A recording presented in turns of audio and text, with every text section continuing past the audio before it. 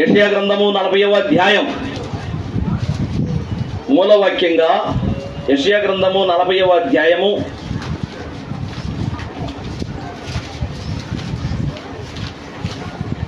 31వ వచనం, చివరి వచనం చూడండి. యెహోవా కొరకు ఎదురు చూచువారు నూతన బలము పొందుదురు. వారు పక్షిరాజుల వలె రెక్కలు చాపి పైకి ఎగురుదురు. అలయక పరిగెత్తుదురు, సొమ్మసిల్లక నడిచిపోవుదురు. దేవుడు ఈ మాటలను మన వెనుకడిలో ఆశీర్వదించును గాక. తలలో వంచండి, చిన్న ప్రార్థన చేస్తాను. స్తోత్రము తండ్రి, స్తోత్రము నాయన. మహాఘనుడా, మహోన్నతుడా, మహాపరిశుద్ధుడా, నీకు వందనాలు, స్తోత్ర అయా. ఇంతవరకు అనేక ఘట్టాలు దాటుకొని వచ్చాం, నిన్ను స్తుతించాము, మహిమపరిచాము, నీ బలలో చేవేశాము. ఇదిగో నాయన, నీకు ఆరాధన చేశాము, నీకు అర్పణలు ఇచ్చాము అయా. ఇదిగో నాయన, విజ్ఞాపనలు చేశాము. మరీ శ్రేష్టముగా వాక్య ధ్యానంలోనికి వచ్చాం. ఇంతవరకు మీరు చేసింది మీరు చూశారు. ఇప్పుడైతే మీరు మాట్లాడుచుండగా అందరికీ వినే గ్రహింపగలిగే మనసును దయచేయి. అందరూ శ్రద్ధగా బుద్ధిగా వినడానికి కృప దయచేయి అయా. ఉపదేశాన్ని అడ్డగించాలని చూస్తున్న ప్రతి విధమైన చీకటి శక్తులను, దయ్యపు శక్తులను, దురాత్మలను యేసుక్రీస్తు నామమున బంధిస్తున్నాం. కృపను గ్రహించండి అయ్యా. ఇదిగో నీ పక్షంగా నిలబడి మాట్లాడాలని తెగించుచున్నాను, జ్ఞాపకం చేసుకో. నీ రక్తం చేత శుద్ధీకరించు, నన్ను పూర్తిగా కనుమరుగు చేయి. నీ వాక్కు ద్వారా మీరే ప్రత్యక్షమవ్వండి. నీ సత్యవాక్యము ద్వారా ఇదిగోనైనా నీ బిడ్డలకు మీరు కనబడండి. దేవుడే నాతో మాట్లాడుతున్నాడు అన్నట్లుగా ప్రభువా, ఇదిగో నాయన, ప్రతి ఒక్కరిని సంధించండి. ఎక్కడికి వచ్చిన ఏ ఒక్కరు కూడా వ్యర్థంగా పోకూడదు నాయన.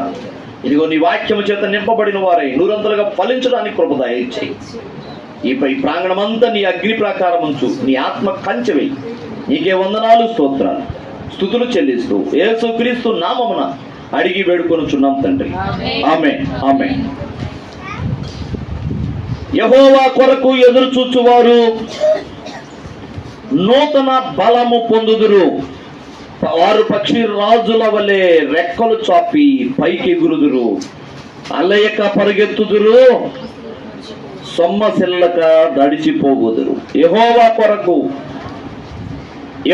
కొరకు ఎదురు చూచేవారు నూతన బలము అంటే మనము కండలు పెంచడం, తిని అడ్డంగా ఊరడం కాదు. కానీ ఇక్కడ అర్థం సాతాను యొక్క తంత్రాలను ఎరిగిన వారమై బలవంతులమై వాడిని ఎదుర్కోవాలి. ఆ బలం పొందుతారు. యెహోవా కొరకు ఎదురు చూసేవారు వచ్చే శోధనలు, వచ్చే శ్రమలు, వచ్చే అవరోధాలు అన్నిటినీ ఎదిరించి, అన్నిటినీ ఎదుర్కొని బలంగా నిలబడతారు. ఎవరు? దేవుని కోసం ఆశగా చూసేవాళ్ళు, యెహోవా కొరకు కనిపెట్టుకొని ఉండేవాళ్ళు, ఈ దేవుని పిల్లలారా ఎదురు చూసేవాళ్ళు నూతన బలం పొందుతారండి. ఎప్పటికప్పుడు నువ్వు దేవుని వైపు చూస్తూ ఉంటే, దేవుని కొరకు ఆశకొని ఉంటే నువ్వు నూతన బలం పొందుతావు. నీటి వాగుల కొరకు దుప్పి ఆశించున్నట్లు నీ కొరకు నా ప్రాణము తప్పికొనుచున్నది. నీ కొరకు నా ప్రాణము తప్పికొనుచున్నది. నా ప్రాణమా, నా సమస్తమా ప్రభువుని స్తుతించుమా. నా యేసు చేసిన మేలలో నీవు మరువకుమా. నా యేసు చేసిన మేలను నీవు మరువకుమా. నా ప్రాణమా, నా సమస్తమా. హల్లెలూయా. యెహోవా కొరకు ఆశపడేవాళ్ళు దుప్పి నీటి వాగుల కొరకు ఆశపడినట్లుగా అడవుల్లో తిరిగే జంతువులు ఎక్కడ నీళ్లు ఉండయా, ఎక్కడ నీళ్లు ఉండయా.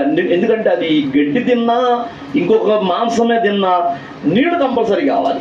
అందుకే అడవుల్లో ఆ సెలయేర్లు, కుంటలు, నదులు ఎక్కడుండయో ఆ పరిసర ప్రాంతాల్లోనే ఆ జంతువులు నివసిస్తూ ఉంటాయి. నీళ్లు లేని చోట బ్రతకలేవు. ఎందుకంటే రోజుకు ఒక్కసారి నీళ్లు తాగాలిగా. ఆ ఒంటె అయితే ఒక వారం రోజులు 10 రోజులు నీళ్లు తాగకుండా బ్రతికిద్ది ఒంటె. ఎందుకంటే అది ఒక్కసారి నీళ్లు తాగితే దాదాపుగా 50-60 లీటర్లు నీళ్లు తాగిద్ది. అవి తాగి నీళ్ళని దాచిపెట్టుకుంటుంది. తనకి ఎత్తుగా ఆ వీపు మీద ఎత్తుగా మోపురం ఉంటుంది కదా, ఆ మోపురంలో నీళ్లు దాచుకుంటుంది. అది అవసరమైనప్పుడు ఆ నీళ్లని గొంతులోకి తెచ్చుకొని గొంతుకు తడుపుకుంటుంటుంది. ఆ ఒంటె లక్షణం అది. అందువల్ల నీళ్లు, దాని తిత్తులో నీళ్లు ఉంటాయి. ఒకవేళ ఆ ఎడారి ప్రయాణం చేయాల్సి వచ్చినప్పుడు ఆ ఒంటె మీద ప్రయాణం చేసేవాడు ఒకవేళ చనిపోవాల్సిన పరిస్థితి కనుక వస్తే, తాను వెంట తెచ్చుకున్న నీళ్లు కనుక అయిపోతే, తాను బ్రతుకు నిమిత్తము ఆ ఒంటెను చంపి ఆ ఒంటె ఆ కడుపులో ఉన్న నీళ్లు, ఆ నీళ్ల తిత్తిని వాళ్ళు మళ్ళా భద్రం చేసుకుంటారు. ఆ అరణ్యాల్లో తిరిగే వాళ్ళ పరిస్థితి అదే. ఎందుకంటే ఎక్కడంటే అక్కడ నీళ్లు ఉండవు. కొన్ని దినాల ప్రయాణం చేస్తారు. అలాంటి సమయంలో వాళ్ళు తెచ్చుకున్న నీళ్లు కనుక అయిపోతే ఆ ఒంటెను చంపి దాని కడుపులో ఉన్న నీళ్లు ప్రత్యేకంగా ఒక సంచిలో ఉంటాయి. అది దాచుకుంటుంది. 50-60 లీటర్లు నీళ్లు తాగింది ఒకసారి తాగితే.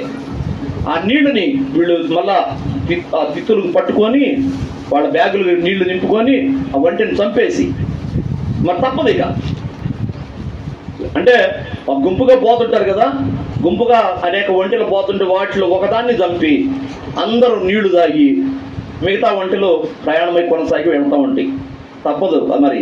అలాగున ఆ ఒంటె మాత్రమే ఒక వారం 10 రోజుల పాటు నీళ్లు తాగకుండా బ్రతకగలిగింది. మిగతా ఏ జీవైనా నీళ్లు తాగాలి. ఆ నీటి కోసమే ఆ పరిసర ప్రాంతాల్లో అవి బ్రతుకుతూ ఉంటాయి. ఏ కాడికి ఎటు పోయి ఎటు వచ్చి సాయంత్రానికైనా ఆ నీళ్ల దగ్గరకు వచ్చి నీళ్లు తాగాల్సిందే ప్రతి జంతువు. దుప్పి నీటి వాగుల కొరకు ఆశగనినట్లుగా విశ్వాసి అయిన వాడు యెహోవా కొరకు ప్రతిరోజు కనుక ఎదురు చూస్తూ ఉంటే ఆడు ఎప్పటికప్పుడు నూతన బలం పొందుతుంటాడు. హల్లెలూయా. ఈ బలము భౌతికమైన బలము కాదు, కానీ ఆత్మీయ బలం. అనగా ఆత్మీయతలో పడిపోకుండా ఉంటాడు. బలహీనుడు కాకుండా ఉంటాడు. యెహోవా కొరకు ఆశ పెట్టుకొని ఉండాలి. దేవుని కోసం ఎదురు చూడాలి. ప్రభువా, అయ్యా, వేకువనే లేచి ప్రార్థించేటప్పుడు, ప్రభువా వచ్చావా, ప్రభువా నా పక్కన ఉన్నావా, నా కోసం వచ్చి ఉన్నావా, నువ్వు వచ్చే ఉంటావు ప్రభువా. ఎందుకంటే నేను వేకువనే లేచి ప్రార్థన చేస్తానని నువ్వు నన్ను ఎరిగి ఉన్నావు కాబట్టి నాకంటే ముందు ఇక్కడ ఉండి ఉంటావు ప్రభువా, నీకు స్తోత్రాలయ్యా అని ప్రభువుని వెతికేవాడు, ప్రతిరోజు ప్రభువుని వెతికేవాడు, ప్రభు కోసం ఆశగా ఎదురు చూసేవాడు నూతన బలము పొందుతూనే ఉంటాడు ప్రతిరోజు. హల్లెలూయా. అది ఏ బలము అంటే ఆత్మీయమైన బలం. చూడండి, ఆత్మీయంగా సాతానుకి అనగా మనకి శత్రువులు ఉన్నారు. సాతానుడే మన శత్రువు, వాడి దూతలు మన శత్రువులు. వాళ్ళు రకరకాలుగా మనల్ని ప్రేరేపించి పాపంలో పడేయాలని చూస్తుంటారు ఏదో ఒక విధంగా. తాగుడికి లోబి అయ్యేవాడు వాడి ముందుకి ఆ మందే తెస్తా ఉంటాడు సాతానుడు. వ్యభిచారానికి లోబి అయ్యేవాడు వాడి ముందుకి ప్రతిసారి ఆ వ్యభిచార పాపం ముందుకు తెస్తుంటాడు. అబద్ధానికి లోబి అయ్యేవాడు, అబద్ధాలు అంటానికి ఇష్టపడేవాడు, వాడు అబద్ధం ఆడేటట్టుగా చేస్తుంటాడు సాతానుడు. దొంగతనానికి లోబి అయిపోయేవాడు, వాడు దొంగతనం చేసేటట్లుగా ఆ పరిస్థితులను అట్లా కల్పిస్తాడు సాతానుడు. ప్రతి విధంగా ఎవరు ఎలాంటి బలహీనతలో ఉంటారో ఆ బలహీనతకు తగినట్లుగా ఆ పాపం చేసే అవకాశం సాతానుడు రోజు కల్పిస్తుంటాడు. వీడు ప్రతిరోజు పాపం చేయాలని. అయితే యెహోవా కొరకు కనిపెట్టుకొని ఉండేవాళ్ళు మాత్రం వాటిని జయిస్తూ ఉంటారు. హల్లెలూయా. వాటిని ఎదుర్కొంటూ ఉంటారు. నేను చెప్పాను కదా ఒకసారి చాలాసార్లు చెప్పా, కూరగాయల కోసం పోతే నేను కష్టకాలంలోనే ఉండా, డబ్బులు లేవు, ఉందే 100 రూపాయలు. ఆ 100 రూపాయలు తప్పితే ఇంక డబ్బులు లేవు. సరే ఏదో ఒక 50-60 రూపాయలు కూరగాయలు తీసుకు 13-14 రూపాయలు. అప్పట్లో 10-15 రూపాయలే అర కేజీ కూరగాయలు. ఇప్పుడంటే పెరిగిపోయినాయి, కానీ ఇప్పుడు అర కేజీ ఏది పట్టినా 30-35 చెబుతున్నారు. అప్పటి కాలంలో 10 రూపాయలు 15 రూపాయలు అర కేజీ కూరగాయలు. అర కేజీ తీసుకెళ్తే మాకు ఇంటికి రోజుకు సరిపోతాయి. 4 రకాలు తీసుకెళ్తే 60 రూపాయలకు కూరగాయలు తీసుకుంటే 100 రూపాయలు ఇస్తే అతను నాకెంత ఇవ్వాలి, 40 రూపాయలు ఇవ్వాలిగా. 440 ఇచ్చాడు. నేను అనుకున్నా ఏంది, నేనేమో కొంపతీసి 500 నోటు ఇచ్చానా ఏందని జేబు చూసుకున్నా. జేబులో ఏదో ఉన్నట్టుగా, జేబులో ఏమి లేవు, ఉందే ఒక 100 నోటు.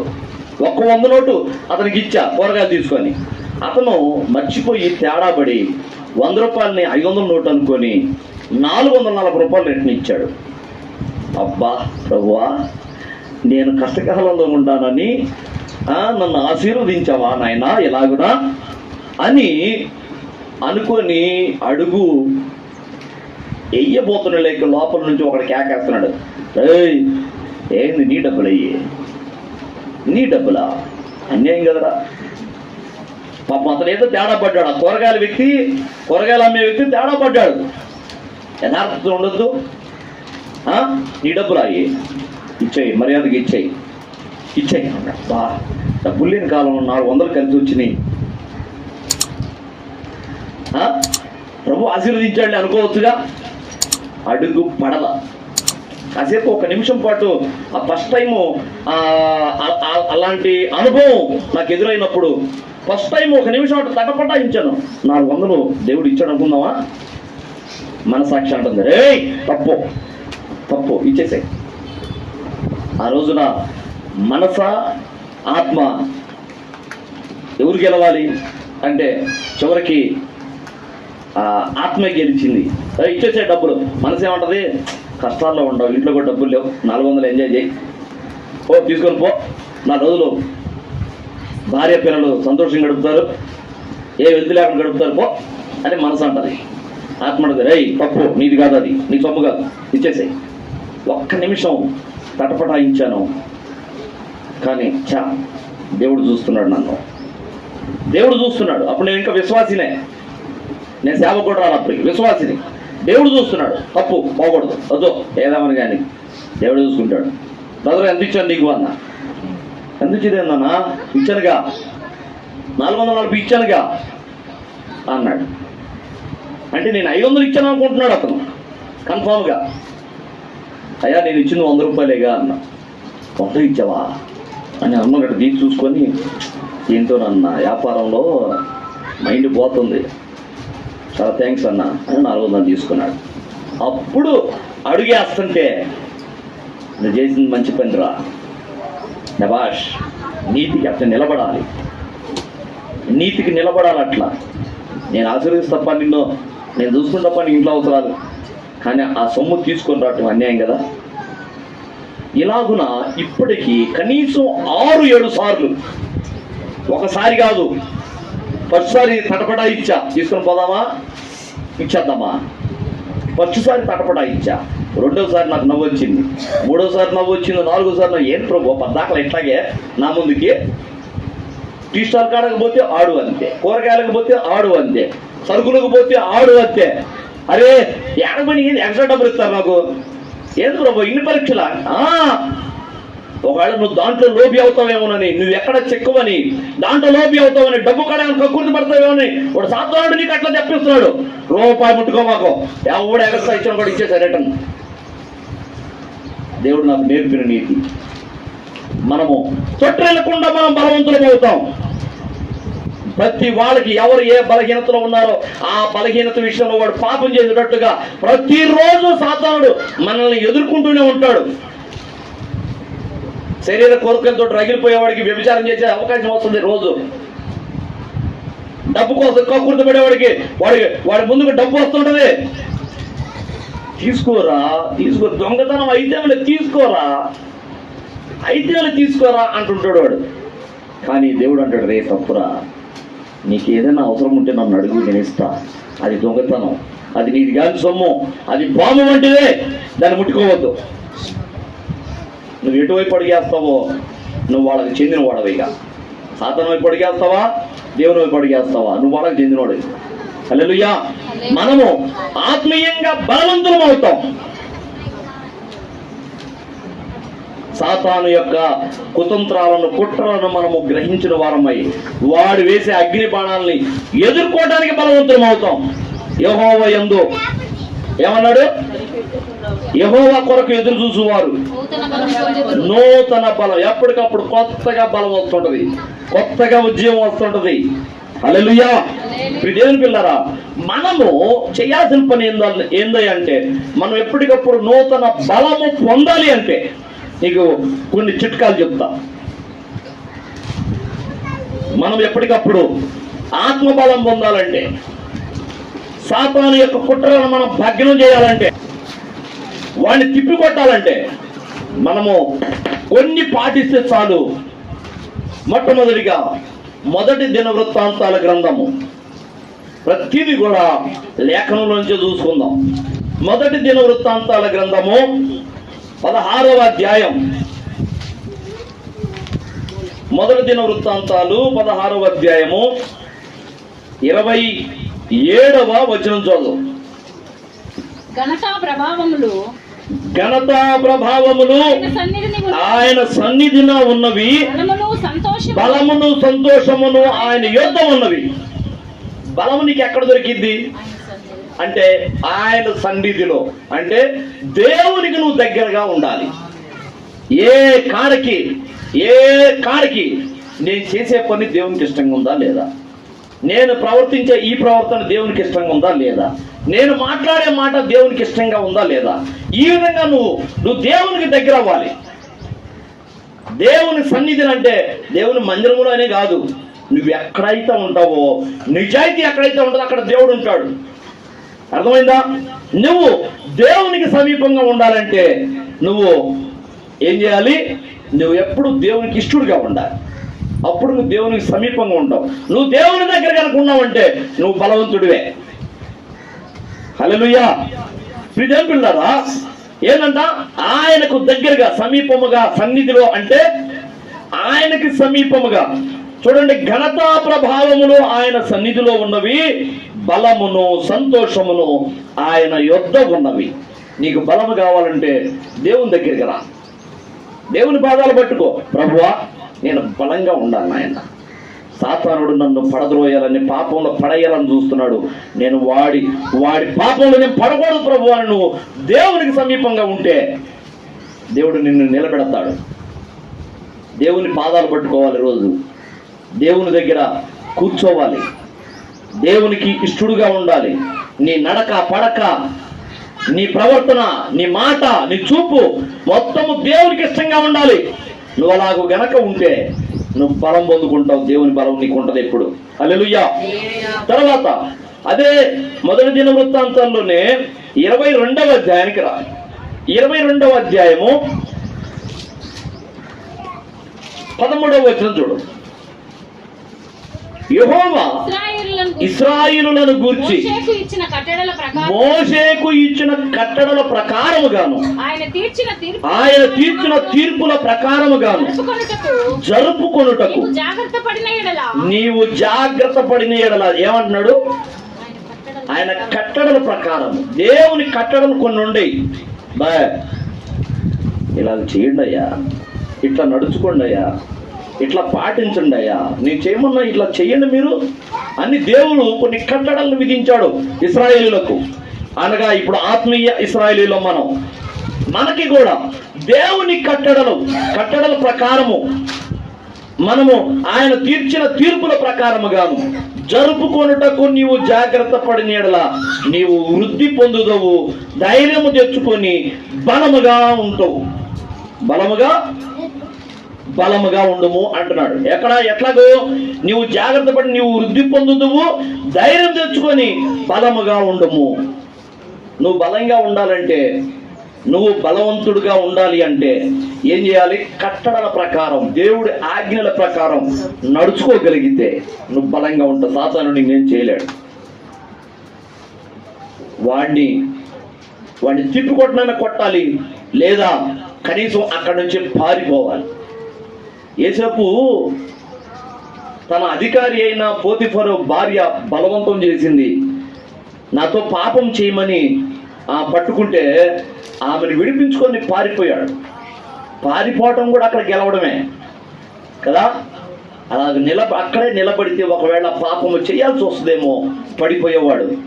కానీ ఆ పాపం చేయకూడదని, నా దేవుని ఎదుట నేను ఈ పాపం ఎలాగ చేసేది అని యేసేపు పారిపోయినట్లుగా మనము కూడా సాతాను కుట్రలను మనం ఎదుర్కోవాలి, లేదా ఆ కుట్రలకు దూరంగా పారిపోవాలి. దీనికి మనం చేయాల్సిన రెండో పని ఏంటంటే, దేవుని ఆజ్ఞలు కట్టడలు మనము పాటించినప్పుడు మనము బలవంతులం అవుతాం. హల్లెలూయా. తర్వాత మూడవదిగా కీర్తనల గ్రంథము 105వ అధ్యాయం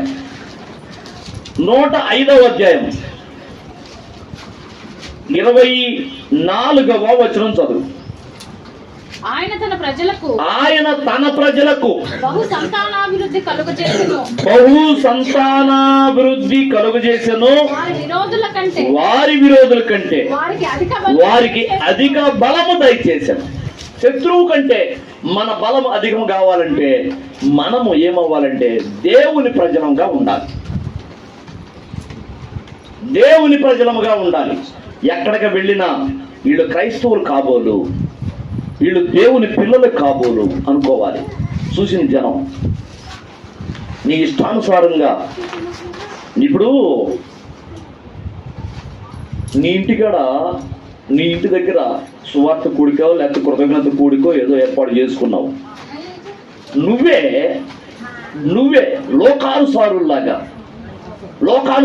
రంగు వస్త్రాలు కట్టి, లోకానుసారులాగా పట్టు వస్త్రాలు కట్టి, నువ్వు అలంకరించుకొని, ఐబ్రోస్ చేసుకొని, నువ్వు మేకప్ వేసుకొని, లిప్స్టిక్లు వేసుకొని, లేకపోతే నీకున్న వెండి బంగారాలు జట్టంగా ధరించి కూర్చుంటే అది అసలు వీళ్ళు క్రైస్తవులేనా అన్నట్టుగా ఉంటుందా లేదా? ఉండదా? చూసిన వాళ్ళు ఏంది వీళ్ళేనా కూటమి పెట్టించింది అని కూడా అనుకుంటారు. నువ్వు ఎక్కడికి వెళ్ళినా నీ వస్త్రధారణ కానీ, నీ ప్రవర్తన కానీ, నీ మాట తీరు కానీ ఎలా ఉండాలంటే వీళ్ళు క్రైస్తవులేమో. నేను ఒక బుక్ షాప్కి పోయా ఒకసారి.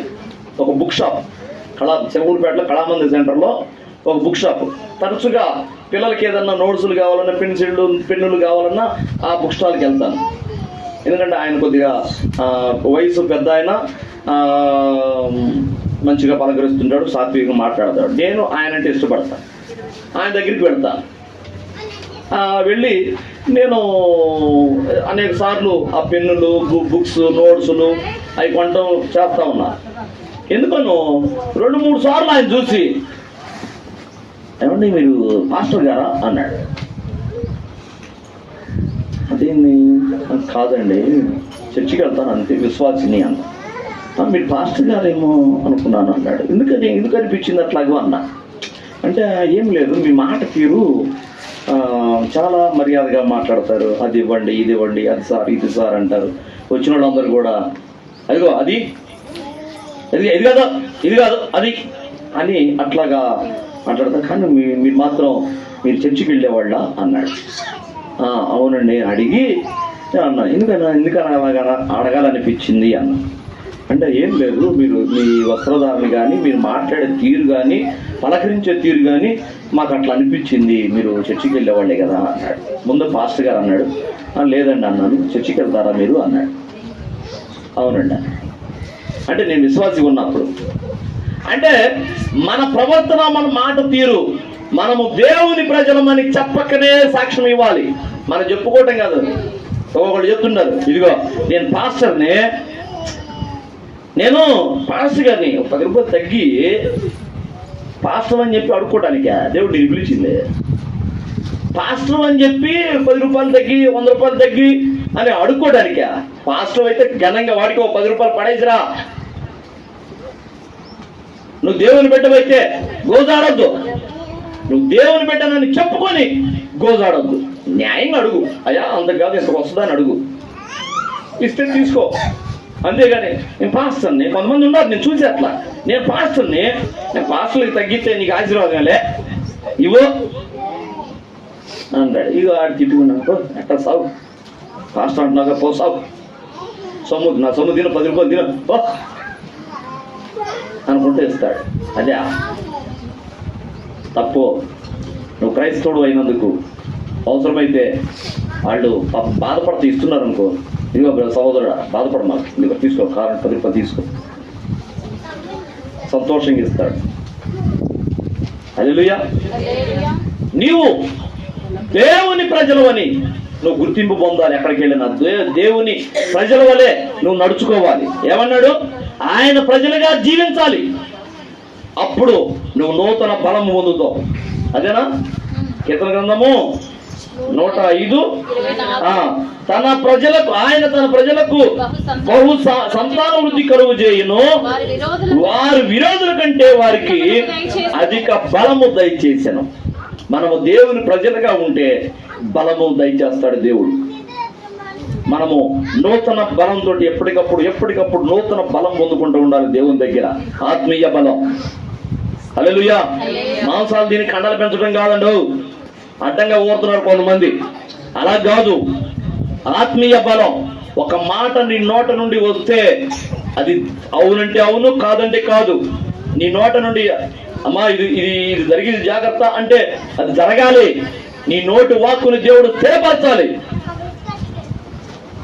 నేను ఏదో గొప్ప కోసం చెప్పుకోవటం కాదు, కానీ దేవుడు నాకు కొన్ని చూపించిన కళలు, కొన్ని దర్శనాలను బట్టి నేను కొంతమంది కొన్ని విషయాలు చెప్పా. నా ఆత్మీయులకి నేను కొన్ని పంచుకుంటాను. బ్రదరు, మీ గురించి ఇట్లా కళ వచ్చింది, కొద్దిగా జాగ్రత్తగా ఉండండి.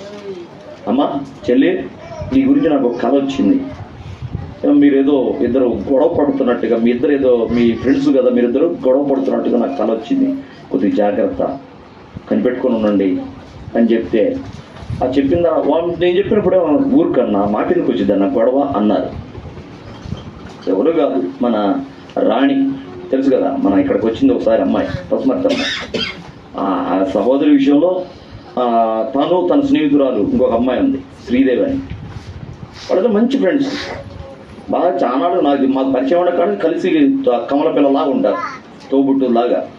కానీ ఎందుకో నాకు ఆ కళలో ఒక రోజు ఒక పూట కళ వచ్చింది. అమ్మ నాకు ఇట్లా కళ వచ్చింది, మీరిద్దరు ఏదో గొడవ పడ్డట్టుగా, పలుక్కున్నట్లుగా, పెడమొఖం ఉన్నట్లుగా కళ వచ్చిందమ్మా, జాగ్రత్త అని. అంటే మేమెందుకు గొడవ ఆడుకుంటామన్నా అని నవ్వారు ఇద్దరు. గట్టిగా 3 రోజులు 4 రోజులు గడిచిందో లేదో వాళ్ళ మధ్య విభేదం వచ్చింది. తర్వాత వచ్చి, అన్నా నువ్వు చెప్పేవు కానీ మేము గ్రహించలేమన్నా, నువ్వు అన్ని చెప్పినట్టుగానే ఇప్పుడు గొడవ పోయింది, నా పిల్లలు పలకట్లేదన్నా అని ఈఎంఐ చెప్పింది. ఈఎంఐ పలకట్లేదని ఆయమ్మ చెప్పింది. అంటే నువ్వు దేవుని ప్రజలుగా నువ్వు గనక ఉంటే, దేవునికి ఇష్టడుగా ఉంటే, నీ నోట ఆయన వచ్చిన మాటని ఆయన అట్లా స్థిరపరుస్తాడు. జరిగిద్ది. నీకు ఒక దర్శనం చూపించాడంటే అది జరిగించడానికే చూపిస్తాడు. అర్థమైందా? నువ్వు నూతన బలం పొందుకొని ఉంటావు. నువ్వు ఆయన ప్రజలుగా ఉండేటట్లుగా ప్రయత్నం చేస్తుండవు. ఎప్పటికప్పుడు దేవునికి సమీపంగా ఉండు, దేవుణ్ణి అడుగుతూ ఉండు, దేవునికి ఇష్టడుగా ఉండు, దేవుని కట్టడలను అనుసరిస్తూ ఉండు. దేవుని ప్రజలుగా నువ్వు ఎక్కడికి వెళ్ళినా సాక్ష్యం ఉండాలి. నిన్ను నీ రంగు వస్త్రాన్ని చూసి ఏమమ్మా ఏ ఊరి మీదే అని అడగకూడదు. అమ్మా మీరు క్రైస్తవులా, మీరు ఆ చర్చికి వెళ్తారా అని అడగాలి. నీ వస్త్రధారణ కానీ నీ మాట కానీ చూసి. నువ్వు రంగు వస్త్రాలు కట్టుకుంటే ఎవరు అడగరు. లోకమంతా రంగు వస్త్రాలు కట్టింది. నువ్వు రంగు వస్త్రాలు కట్టి తిరుగుతుంటే ఎవరు కూడా నేను అడగరు నువ్వు చర్చికి వెళ్తావా అని. అదే ప్రత్యేకంగా ఒక తెల్ల వస్త్రం ధరించు. నువ్వు ఎక్కడికి వెళ్ళి అంటే ఎక్కువ ఎప్పుడు తెలిపే వాడమని కాదు, కానీ నువ్వు దాదాపుగా దేవుని బిడ్డవే అన్నట్లుగా నువ్వు చెప్పుకోకూడదు, నువ్వు డబ్బా కొట్టుకోకూడదు. చెప్పాను కదా ఇందాక, సేవకులు కొంతమంది నేను పాస్టర్ గారిని పాస్టర్ గారు అయితే ఎట్టెందుకుంటారు అంటాడు, కొట్టాడు. నేను చూసే కొంతమందిని, నాయన వీళ్ళు ఎందుకు పొరుగు చెప్తున్నారు, అసలు వీళ్ళమ్మడి కూడా తిరగకూడదు అనిపించింది నాకు. వీళ్ళమ్మడి కూడా తిరగకూడదు, ఎందుకంటే పాస్టర్ అని చెప్పి నువ్వు గోదాడకూడదు. పాస్టర్ అని చెప్పినందుకు అవసరమైతే ఇంకో 10 రూపాయలు ఎక్స్ట్రా ఇచ్చేసిరా, వాడు సంతోషిస్తాడు. అబ్బా ఈ పాస్టర్ ఎప్పుడు మా కొట్టుకొస్తే బాగుండే అనుకుంటాడు. అట్లా కాకుండా నువ్వు పాస్టర్ని నాకు 10 రూపాయలు తగ్గితే నీకు లాభము, నీ దేవుడు నిన్ను ఆశీర్వదిస్తాడు అని గోజాడి ఒకవేళ వాడి దగ్గర తీసుకున్నా వీడు మాత్రం మళ్ళీ రాకూడదురా అనుకుంటాడు. దేవుని ప్రజలుగా మనము ఉండాలి, అప్పుడు మనం బలం పొందుతాం. హల్లెలూయా. యెషయా గ్రంథము 12వ అధ్యాయము 2వ వచనం చూడు. ఇదిగో నా రక్షణకు కారణభూతుడగు దేవుడు, నా రక్షణకు కారణభూతుడగు దేవుడు, నేను భయపడక ఆయనను నమ్ముకొనుచున్నాను. యెహోవా యెహోవాయే నాకు బలము, ఆయనే నాకు కీర్తనాస్పదము, ఆయన నాకు రక్షణాధారమాయను. ఏమంటున్నాడు ఇక్కడ అంటే, నేను భయపడక ఆయన నమ్ముకున్నాను. ఆయనకు నమ్మకంగా ఉండు. ప్రతి విషయంలో నువ్వు నమ్మకంగా ఉండు. దేవునికి నమ్మకంగా ఉండు.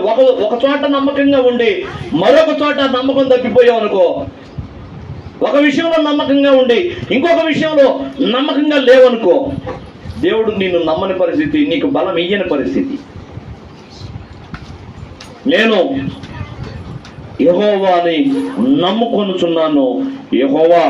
యెహోవాయే నాకు బలము, ఆయనే నా కీర్తనకాస్పదము. యెహోవాయే నాకు బలము, యెహోవాయే నా కాపరిగా, నాకేమీ కొదువగును.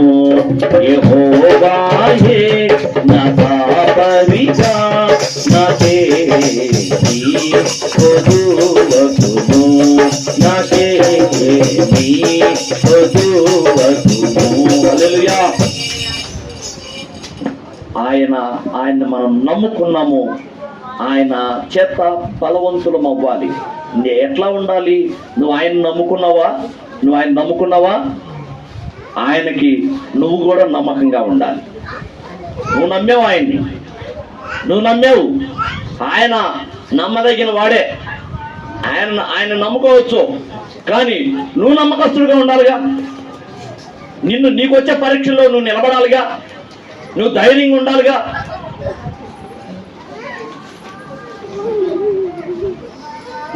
ఉండాలిగా. నీకు శోధనలు వస్తాయి, పరీక్షలు వస్తాయి, శ్రమలు వస్తాయి. నువ్వు భయపడకుండా ఉండాలిగా, తొట్టిల్లకుండా ఉండాలిగా. నువ్వు భయపడుతున్నావు వచ్చే శ్రమలకి. ప్రభువా, ఏంది నాయన తట్టుకోలేకపోతున్నావు ప్రభువా, ఈ శ్రమలు తీసే ప్రభువా, నాకు వద్దు ప్రభువా, ఈ పరీక్షలు వద్దు ప్రభువా అంటే ఎట్టా? నువ్వు ఎట్ట గెలిచేది? పరీక్షలు నువ్వు పాస్ అయ్యేదెట్ట? పరీక్షలే వద్దనుకుంటే నువ్వు పాస్ అయ్యేదెట్ట? హల్లెలూయా. పిల్లరా, మనము భయపడక ఆయన్ని నమ్ముకోవాలి. ఆయన నమ్ముకుంటే ఆయనే మన బలం. పిల్లరా, మనము బలాన్ని, మన ఆత్మీయ బలాన్ని, దేవుడిచ్చే బలాన్ని కోల్పోవటానికి కారణం ఏందో తెలుసా? చూడండి, న్యాయాధిపతుల గ్రంథము 16వ అధ్యాయము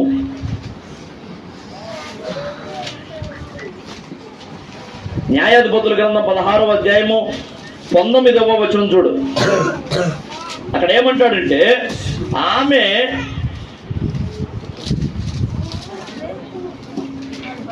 తన తొడ మీద అతన్ని నిద్రపుచ్చి ఒక మనిషిని పిలిపించి వాని చేత అతని తల మీద 7 జడలను క్షారము చేయించి అతన్ని బాధించుటకు మొదలు పెట్టెను. అప్పుడు అతనిలో నుండి బలము తొలగిపోయెను. ఎవరి సన్నివేశం ఇది? సంసోను దెలీలా ఒళ్ళో పడుకున్నాడు. మహాబలవంతుడు సంసోను. అర్థమైందా?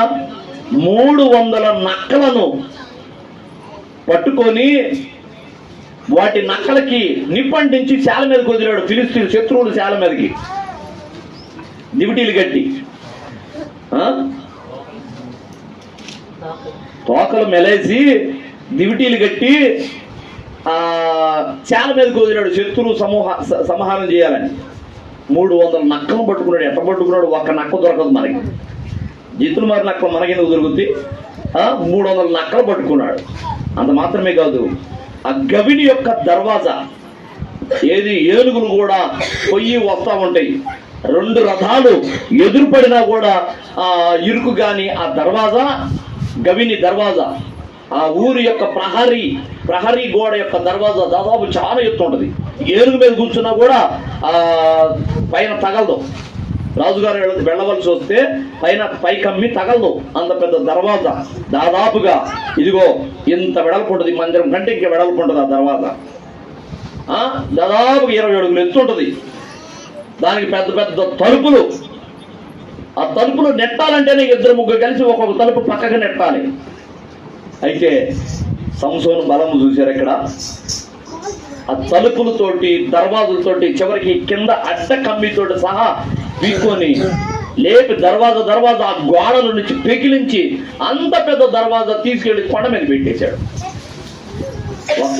ఒక్కడే మళ్ళా దేవుడు అంత బలం ఇచ్చాడు, భౌతికమైన బలం. ఎందుకంటే ఆత్మీయంగా కూడా సంసోను చాలా బలవంతుడు.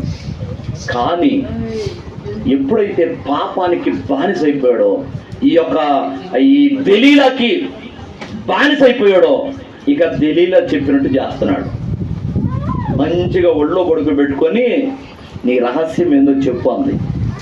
1, 2, 3, 4 సార్లు వేరే వేరే విధంగా చెప్పాడు. చివరికి ఆమె నా బలాన్ని అడిచివేయాలని చూస్తుంది, చివరికి నన్ను చంపేస్తుందని గుర్తుపట్టి ఆమె వదిలిపెట్టి పోవాలిగా.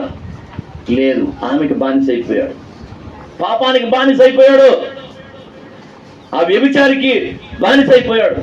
చివరికి తాను చావగోరి రహస్యాన్ని చెప్పాడట. ఆమె మంచిగా ఒళ్ళో పడుకోబెట్టుకొని మందు దాపించి ఆ జడలు, ఆ తన క్షవరం, తన వెంట్రుకలు చిన్ననాటి నుండి నాజీరు చేయబడిన వాడై ఆ వెంట్రుకలు కత్తిరించకుండా పెంచుకోమన్నాడు దేవుడు. ఆ వెంట్రుకలు ఎంత పొడవుగా ఉంటే నీకు అంత బలం అన్నాడు. అయితే ఆ రహస్యాన్ని చెప్పేశాడు దెలీలాకి. అయిపోయింది. అమ్మగారు మంచిగా ఒళ్ళో పెట్టుకొని ఫిలిస్తీన్లు పిలిపించి క్షవరం చేపించింది. మొత్తం బోడిగుండు చేసేసి సంసోను అదిగో ఫిలిస్తీన్లు వచ్చి నీ మీద పడ్డారు అనగానే లేచాడు. ఎక్కడ అనుకుంటా. కానీ చేతులకు కట్టేసిన సన్నటి తాడు కూడా తెంపుకోలేకపోయాడు. ఆ రోజున ఎంటకల్లో ఉన్న బలం అంతా పోయింది. అంతముడు పెద్ద పెద్ద మోకులే తెంపేసుకున్నవాడు, ఇనప గొలుసులే పంపేసుకున్నవాడు ఇప్పుడు చిన్న పురి కోసల్ని తెంపుకోలేకపోయాడు. ఎంత పోరకాడినా ఆ రోజు ఫిలిస్తీన్లకు చిక్కేశాడు. ఫిలిస్తీన్లు వచ్చి పట్టుకున్నారు. ముందుగా వీడి కళ్ళు మాత్రం ఉంటే వీడు ఏదైనా చేయగలడు అని కళ్ళు పీకేశారు. అసలు సంసోను 2 కళ్ళు పీకి పడేశారు. పాపానికి బానిసైపోతే బలాన్ని కోల్పోవాల్సిన పరిస్థితి. నువ్వు ఎప్పుడైతే పాపానికి దాసుడు అవుతావో నీ బలాన్ని కోల్పోతావు, ఆత్మీయ బలాన్ని కోల్పోతావు. చూడండి, యోబు గ్రంథము 18వ అధ్యాయము 5వ వచనం చూడు.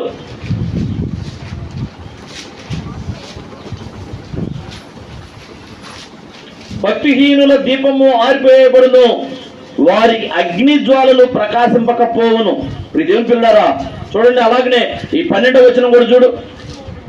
12, వారి బలము క్షీణించిపోవును, వారిని కూల్చుటకు ఆపద కాచి ఉండను. ఎవరీళ్ళు? భక్తిహీనులు. 5వ వచనం అదే చెప్పింది.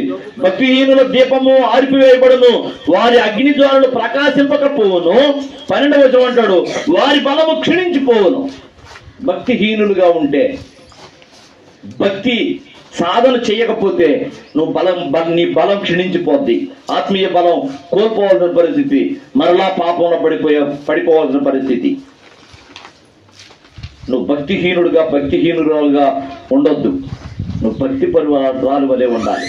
చెప్పాను కదా, ఒక పల్లెటూరు నుండి దేవుని సన్నిధికి వస్తున్న ఆ సహోదరి ఆ ఊరిని వెలిగించిందంటే, ఊర్లో పెద్ద కులస్తుల వాళ్ళు కూడా లేచి నిలబడతారంటే ఆమె మీద ఎంత బలం ఉంది, దేవుని బలం.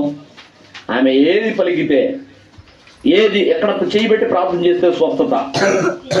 పాలు తాగిన పసిపిల్లలు ఇదిగో పాలు తాగకుండా కేరింతలు పెడుతుంటారు, ఏడుస్తుంటారు, కేకలు పెడుతుంటారు. పిల్లడు పాలు తాగట్లేదమ్మా అని తీసుకొస్తారు పసిపిల్లల్ని, ఒకటే ఏడుస్తుంటారు. అట్లాంటి వాళ్ళకి ఇట్లా చేయబెట్టి 2 మాటలు ప్రార్థన చేయగానే మంచిగా ఏడు పాపేస్తాడు, పాలు తాగేస్తారు. అమ్మ గేదె పాలు ఇవ్వట్లేదమ్మా అంటే ఆ గేదె మీద ఇలా చేయబెట్టి ప్రార్థన చేస్తే వెంటనే గేదె పాలు ఇవ్వటం. ఆమె దగ్గర స్వస్థత కార్యాలు ఉన్నాయి. ఒక పల్లెటూరు నుండి ఒక టౌన్కి పోద్దాము చర్చికి. ఆమె క్రియలు సత్క్రియల చేత ఆమె తను తాను అలంకరించుకుంది. దేవుడు ఆమెని బలంతో నింపాడు, ఆ దేవుని శక్తితోటి నింపాడు. దేవుని పిల్లారా, మనము కూడా భక్తిహీనులుగా ఉండొద్దు. భక్తి పరుల వలె మనం ఉండాలి, దేవునికి ఇష్టంగా ఉండాలి, దేవుని బలం పొందుకోవాలి. నువ్వు ఎప్పుడైతే భక్తిహీనురాలు అవుతావో, భక్తిహీనుడు అవుతావో, భక్తి కోల్పోతావో, నువ్వు నీ బలం క్షీణించిపోద్ది. దేవుడిచ్చిన బలాన్ని కూడా కోల్పోవాల్సిన పరిస్థితి. హల్లెలూయా. బలం, మనకున్న బలాన్ని కోల్పోవడానికి కారణం ఏంది అంటే, మొట్టమొదటిగా మనం పాపానికి దాసులం అయిపోయినప్పుడు మన బలాన్ని కోల్పోతాం. రెండవదిగా భక్తిహీనత మనలో వచ్చిందంటే బలం పోయినట్టే, దేవుని బలం పోయినట్టే. చూడండి, మూడవదిగా కీర్తన గ్రంథము 31వ అధ్యాయము, కీర్తన గ్రంథం 31వ అధ్యాయము 10వ వచనం చూడు. ఇక్కడ అంటాడు, నా బ్రతుకు దుఃఖంతో వెళ్ళబుచ్చుచున్నాను, నిట్టూర్పులు విడుచుటతో నా ఏండ్లు గతించుచున్నవి, నా దోషమును బట్టి నా బలము తగ్గిపోతున్నది. నువ్వు బలాన్ని కోల్పోవడానికి కారణం ఏంటంటే నీ దోషం, నువ్వు చేసే పొరపాట్లు, నువ్వు చేసే అవిధేయతలు, తెలిసి నువ్వు దేవునికి అసహ్యం పుట్టిస్తుంటావు చూడు, అది నీ బలాన్ని కోల్పోవడానికి కారణమైంది. నీ దోషాలు, దేవుడు చేయొద్దన్న పనే మరలా చేయటం, నీ దోషాలే నీ బలాన్ని కోల్పోవడానికి కారణమవుతాయట. నా దోషమును బట్టి నా బలము తగ్గిపోతున్నది, నా ఎముకలు క్షీణించుచున్నవి. అనారోగ్యం పాలు కూడా అవుతున్నాడు. ఎప్పుడు నువ్వు నీ బలం క్షీణించిపోద్ది, ఎప్పుడు నీ బలము తగ్గిపోద్ది అంటే, బలం తగ్గిపోవడానికి కారణాలు ఏంటి అంటే, నువ్వు చెయ్యకూడని పనులు చేసినప్పుడు, దోషాలు చేసినప్పుడు. దోషం అంటే దేవుని దృష్టికి దోషం, దేవుని దృష్టికి అసహ్యత. నిన్ను చూసినప్పుడు ఛీ, వీళ్ళు ఇట్లాంటి వాళ్ళు ఛీ అంటుంటాడు, దేవుడు అసహించుకుంటుంటాడు. ఆటోమేటిక్గా నువ్వు బలం కోల్పోవాల్సిన పరిస్థితి.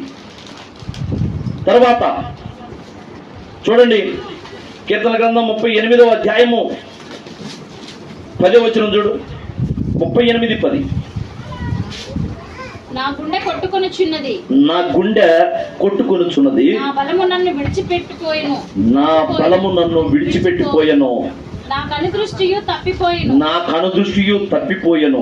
పైనుంచి చదువమ్మా, పైనుంచి 9వ వచనం చదువు. ప్రభువా, నా అభిలాష అంతయు నీకే కనబడుచున్నది, నా నిట్టూర్పులు నీకు దాచబడి ఉండలేదు, నా గుండె కొట్టుకొనుచున్నది, నా బలము నన్ను విడిచిపోయెను, నా కనుదృష్టియు తప్పిపోయాను. ఇక్కడ దీని ఆ భావం ఏంటంటే, నేను ప్రభువుకి వ్యతిరేకంగా పాపం చేస్తున్నాను. ఇంకా మనం పై వచనాల నుంచి చదివితే, ఇదిగో చూడండి 4వ వచనం, నా దోషములు నా తల మీదుగా పొర్లిపోయినవి. అంటే నేను నా దోషాలు ఎట్లున్నాయి అంటే లెక్కలేనన్ని చేస్తున్నాను. నా పాపాల వల్లనే ఇదిగో నేను ఇలాగ అయిపోతున్నాను. ఏంటంట, ప్రభువుకి వ్యతిరేకంగా పాపాలు దోషాలు చేస్తే ఏమన్నాడు, నా గుండె కొట్టుకుంటున్నది, నా బలం నన్ను విడిచిపోతున్నది, నా బలం పోతుంది, ఆత్మీయంగా నిన్న బలహీనుడిని అయిపోతున్నాను. ఎందుకు అంటే నా ప్రభువు దృష్టికి నేను పాపం చేసిన వాడను. చివరిగా మరొక మాట చూడండి, సామెతల గ్రంథం 5వ అధ్యాయం, సామెతల గ్రంథము 5వ అధ్యాయము 8-9 వచనాలు చూడు. జార స్త్రీ ఉండు ఛాయకు పోక, నీ మార్గము దానికి దూరముగా చేసుకొనుము. జార స్త్రీ ఉండు ఛాయకు అంటే ఆ నీడకే పోక, నీ మార్గము దానికి దూరంగా చేసుకొనుము, దాని ఇంటి వాకిట దగ్గరకు వెళ్ళకము. వెళ్ళిన ఎడల పరులకు నీ యవన బలమును, క్రూరులకు నీ జీవిత కాలమును ఇచ్చివేతువు. నీ బలాన్ని కోల్పోవలసిన పరిస్థితి. జార స్త్రీలు, వ్యభిచార స్త్రీలు ఉన్న చోటకి నువ్వు వెళ్ళొద్దు. అసలు ఆ ఛాయలకే పోవద్దు అంటుంది బైబిల్. వ్యభిచారంతో కొంతమంది కవిస్తుంటారు, పాపానికి రేపుతుంటారు. వ్యభిచారం చేసే స్త్రీలు వాళ్ళు ఉన్న చోటికి ఆ ఛాయలకే పోవద్దు అని బైబిల్ చెప్తుంది. ఒకవేళ వెళ్ళావా నీ బలం కోల్పోవాల్సిన పరిస్థితి. చూడండి, వెళ్ళిన ఎడల పరులకు నీ యవన బలమును, క్రూరులకు నీ జీవిత కాలమును ఇచ్చివెత్తువు. నీ జీవితం వ్యర్థమైపోద్ది. నీ బలాన్ని పరులకు ఇచ్చేయాల్సిన పరిస్థితి. నువ్వు సర్వం కోల్పోతావు. జాగ్రత్త. విద్యార్థులారా, మనకు వస్తున్న ప్రతి శ్రమ నుండి, ప్రతి శోధన నుండి, పాపము నుండి, అపవాదిని ఎదిరించుటకు మనము బలం పొందుకునే వారముగా ఉండాలి అంటే ఏం చేయాలి అంటే మనము యెహోవా కొరకు ఆశగా ఎదురు చూడాలి. దేవుని కోసం దేవుణ్ణి వెంట పెట్టుకొని ఉండాలి. దేవుని కోసమే మనము ప్రయాసపడాలి. నేను ఈ రోజున ఉదయం లేచిన దగ్గర నుండి సాయంత్రం వరకు నేను దేవుని కోసం ఏమన్నా చేశానా? దేవుడు ఈ రోజును బట్టి నన్ను ఏమన్నా బ్లెస్ చేస్తాడా, ఆశీర్వదిస్తాడా? ప్రతిరోజు నీ దినచర్యలో నువ్వు ప్రార్థనే కావచ్చు, వాక్య ధ్యానమే కావచ్చు, సువార్త ప్రకటనే కావచ్చు, సాక్ష్యమే కావచ్చు, ఒక నీతి కార్యమే కావచ్చు, నువ్వు చేసే మేలే కావచ్చు, పరులకు నువ్వు సహాయపడటమే కావచ్చు, ఏదో ఒక విధంగా నిన్ను బట్టి ప్రభు సంతోషిస్తున్నాడా లేదా? నువ్వు దేవునికి ఇష్టడుగా ఉన్నావా లేదా? నువ్వు ఏ రోజుకు ఆ రోజు బేరీజు వేసుకుని జీవితాన్ని ఈ రోజు సాయంత్రానికి నువ్వు పడుకోబోయటానికి ఈ పగటి కాలంలో నన్ను బట్టి దేవునికి ఏమైనా మహిమ వచ్చిందా, రాలేదా? నువ్వు అలాగున్న దేవునికి సమీపంగా ఉంటే, దేవుని కోసం నిత్యం నువ్వు ఎదుగుతూ ఉంటే నువ్వు ఆత్మీయంగా బలవంతుడుగా ఉంటావు. సాతానుడు నిన్నేం చేయలేడు. హల్లెలూయా. దేవుడి ఈ మాటలను మన వినికిడిలో ఆశీర్వదించును గాక. ఆమేన్, ఆమేన్, ఆమేన్. తల ఉంచుదాం, ప్రార్థన చేద్దాం. స్తోత్రము తండ్రి, స్తోత్రము, స్తోత్రము, స్తోత్రము. సకల ఆశీర్వాదములకు కారణభూతుడు అయిన మా దేవా, పరిశుద్ధుడా, నీకు వందనాలు, స్తోత్రాలు. యెహోవా కొరకు ఇదిగో ఎదురు చూచు వారు నూతన బలము పొందుకుంటారని లేఖనం చెప్తుంది నాయన. అది ఏ బలము అంటే ఇదిగో ఆత్మీయ బలం, నువ్వు మనుషులకు దయచేసే బలం. అయ్యా ఇదిగో నాయన, ఆత్మయందు ప్రభువా మేమందరం బలవంతులుగా ఉండాలని అయ్యా నీ లేఖనం చెప్తుంది. బలత్కారులే పరలోకాన్ని పట్టుకోగలరని నీ సువార్తలు ప్రకటిస్తున్నాయి. అయ్యా నీకు వందనాలు. మేము అన్ని విషయాల్లో నీ యొక్క బలవంతులంగా ఉండాలి నాయన. నీ దృష్టికి మేము యోగ్యులముగా, సత్ప్రవర్తన కలిగిన వారముగా, ఇదిగో నాయన నీకు ఇష్టముగా మేము ఉండునట్లు, మేము నీ యొక్క నుండి బలం పొందుకున్నట్లుగా, సాతానుని మేము తిప్పికొట్టినట్లుగా, వాడి కుట్రలో మా ఎడల సాగకుండా ఇదిగో మేము బలవంతులుగా ఉండినట్లు కృప అనుగ్రహించండి. అయ్యా ఈ వారం అంతటిలో మేము చేసిన నీ క్రియలను బట్టి, సువార్త ప్రకటనే కావచ్చు, గృహ దర్శనాలే కావచ్చు, అయ్యా ఇదిగో నాయన ఊరు దర్శనాలే కావచ్చు, ఇదిగో మాకు బలమును ఇచ్చి మాకు ఎక్కడికి వెళ్ళినా జయాన్ని ఇచ్చావు. అలాగున మిగతా వారాల్లో కూడా ప్రభువా మమ్మల్ని వెన్నంటి నడిపించు నాయన. మేమందరం నీ దృష్టికి ఇష్టలముగా ఇదిగో నాయన ఇంపైన వారముగా మేము ఉండునట్లుగా, ఇదిగో మేము పరిమళ సువాసనగా ఉండునట్లుగా కృప దయచేయి. నీకే వందనాలు, స్తోత్రాలు. మమ్మల్ని అందరినీ నీ సువార్త పనిలో నాయన, నీ యొక్క ప్రతి పనిలో మమ్మల్ని వాడుకోండి అయ్యా. అయ్యా మాకు ఎక్కడికి వెళ్ళినా జయాన్ని దయచేయండి. సాతాను మమ్మల్ని ఎదిరించక ఇదిగో నాయన, ఎదిరించడానికి వాడికి ధైర్యం చాలకూడదు ప్రభువా. అయ్యా ఇదిగో ఎందుకంటే మా పక్షంగా నువ్వు ఉన్నావని వాడు చడవాలి ప్రభువా. అలాగున నీ సన్నిధి మాకు ఎప్పుడు తోడుగా రాని మేము ఆత్మీయ బలవంతులు మగినట్లు కృప అనుగ్రహించి నీకే స్తుతులు, స్తోత్రాలు. ఇదిగో నాయన ఇప్పుడు చెప్పబడిన మాటలు మేము ఏ విషయాల్లో మా బలాన్ని కోల్పోవలసి వస్తుందో ఇదిగో ఇప్పుడు ధ్యానించుకున్నాం. పాపం విషయంలో, దోషం విషయంలో, ఇదిగో ఆజ్ఞలు పాటించాల్సిన విషయంలో మేము వెనకంజ వేసినప్పుడు అయ్యా ఇదిగో నాయన మేము బలహీనమైపోతామని, అలాగనే నీకు వ్యతిరేకమైన కార్యాలు మేము చేసినప్పుడు బలహీనమైపోతామని, అలాగనే జార స్త్రీ ఉండు ప్రదేశంలోనికి మేము నడవక పక్కకు వెళ్ళినప్పుడు మేము బలవంతులంగా ఉంటామని నీ లేఖనం చెబుతుంది నాయన. అయ్యా నీకు కృతజ్ఞత, స్తోత్రాలు. మేము ఎలాగో బలం పొందుకుంటామో, ఎలాగో బలాన్ని కోల్పోతామో ఈ రోజున మేము ధ్యానించుకున్నాం ప్రభువా. మమ్మల్ని ఆ మాటలు చొప్పున నడుచున్నట్లు కృప దయచేయి.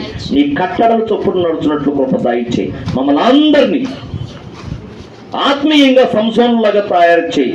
ఆత్మీయంగా దావీదు వలె మమ్మల్ని తయారు చేయ. ఆత్మీయంగా పౌలు వలె మమ్మల్ని తయారు చేయను ఆయన. నీకు వందనాలు, స్తోత్రాలు. నీ కృపలో మమ్మల్ని అందరినీ బలపరిచి నీ పని కొరకై వాడుకోమని యేసు క్రీస్తు పరిశుద్ధ నామములోనే అడిగి వేడుకొనుచున్నాం తండ్రి. ఆమేన్, ఆమేన్. పరలోకమందున్న మా తండ్రి, నీ నామం పరిశుద్ధపరచబడును గాక, నీ రాజ్యం వచ్చును గాక, నీ చిత్తం పరలోకమందు నెరవేర్చున్నట్లు భూమి యందు నెరవేరును గాక. మాకు కావలసిన అనుదిన ఆహారం నేడు మాకు దయచేయం. మా ఎడల అపరాధములు చేసిన వారిని మేము క్షమించినట్లుగా మా అపరాధములను క్షమించం. మమ్మల్ని శోధంలోనికి పోని ఒక కీడు నుండి తప్పించం. ఎందుచేతనగా రాజ్యము, బలము, శక్తి, మహిమ నిరంతరము నీవై ఉన్నవి తండ్రి. ఆమేన్, ఆమేన్, ఆమేన్.